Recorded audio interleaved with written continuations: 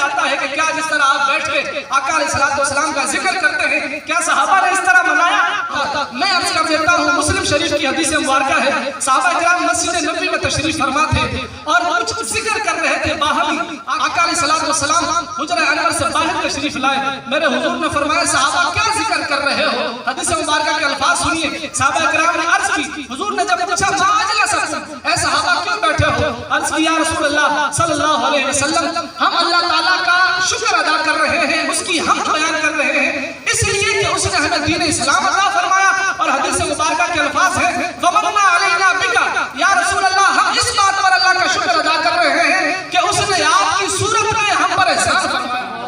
یہ صحابہ کرام ذکر کر رہے تھے جب یہ عرض کی تو میرے آقا نے فرمایا صحابہ کیا تم قسم دے سکتے ہو کہ تم اسی لیے بیٹھے ہو؟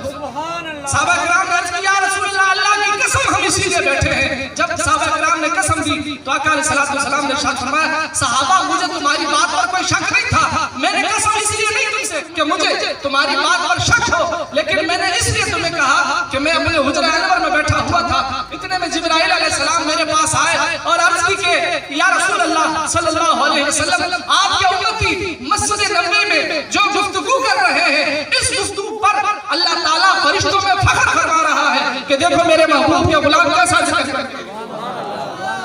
میرے آقا کی تو یہ شان ہے اللہ تعالیٰ بھی فخر فرمائے کہ جب آقا علیہ السلام کے امتی بیٹھ کر اللہ اور اس کے رسول کا ذکر کریں اللہ کا شکر ادا کریں کہ باری تعالیٰ تیرا شکر ہے تو نے ہم پر احسان فرمایا ہے آج میرے اور آپ کے بیٹھنے کا مقصد بھی یہی ہے کہ میں اور آپ اللہ تعالیٰ کا شکر ادا کر رہے ہیں کہ باری تعالیٰ تیرا شکر ہے